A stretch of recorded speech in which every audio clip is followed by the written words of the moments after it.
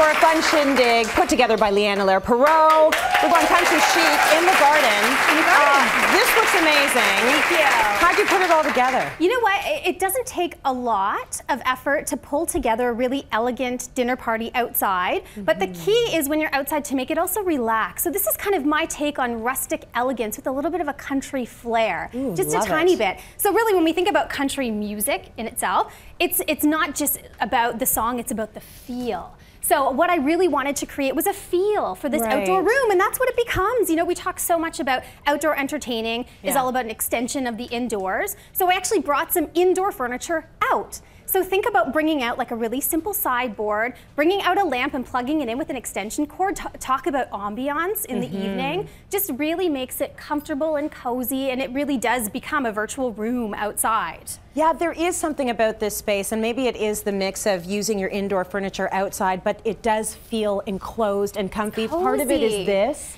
Arbors are fantastic. This is from Vintage Vignettes. A beautiful piece. If you don't have a tree to hang lanterns, something like this, it disassembles and you can tuck it away in a shed or the garage flat in the winter months, but bring it out for those special events or special dinner parties. But one of the things that I love doing most of all outside is actually bringing a tablecloth onto your outdoor table. Oh yeah. That in itself just gives that comfort and feeling. And this, the top piece, is actually an indoor-outdoor fabric, so you can wash it down really easily, but it does give a really nice comfort and elegance.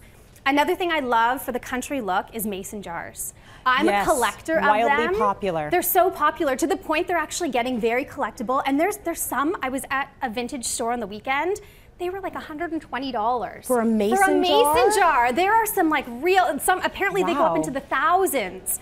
They do. What's in these jars? But these ones that I pulled are the onesie-twosie dollar ones. Yeah. The less expensive, less collectible ones. But you know what? Again, for outdoor ambiance, I just love them. I keep a crate of these stored in my garage, and I bring them out for special events. I just filled them full of some table sand, and then I use the electric little tea lights in there because you can keep the lid shut. You don't have to worry about them blowing out. And again, in the evening, great ambiance to them overall. So lighting, lighting, lighting. That's lighting is so really important. You can see I've kind of it. spattered it around, including the little mason jars at our little place setting here. So let's talk a little bit more about this table, because you've really gone all out here. Well, it's a nice eclectic mix. We've got some nice stoneware china, we've got some banana leaf little charger plates, and then for the little centerpiece, or rather the little place card, simple dollar store mason jars. A little bit, this is the outdoor skirting that you wrap around trees outside. Just trim a little bit of that. A little inexpensive vintage luggage tag with the stamped name on there. And then to have a little bit of fun, if you're having a more intimate party with some close friends, you can see this is Randy's place setting.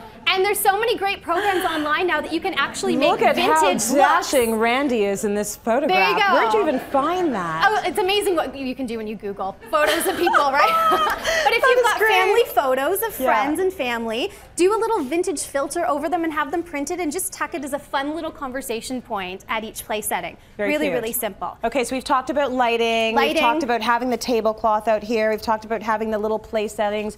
What else do you need to create that country chic environment? Well, overall, you really want the mix when we're talking chic and rustic. You want to have kind of those indoor elements, the silks, so things that are really kind of luxurious and supple. We've got the crystals on the light fixture mixed with the really raw wood. So I've got all these really inexpensive crates that I picked up. Having them stacked just gives dimension to your outdoors. And then we talk so much about lighting indoor and out. You really can't go wrong with that, but it does become all about the feel. The one other thing I love adding in to any decor is books, so why not bring them outside? Country music is so narrative in the way that it sounds and the lyrics. Bring some books and almost have a story around your table. Yeah, country music really is always about a story, so that is great.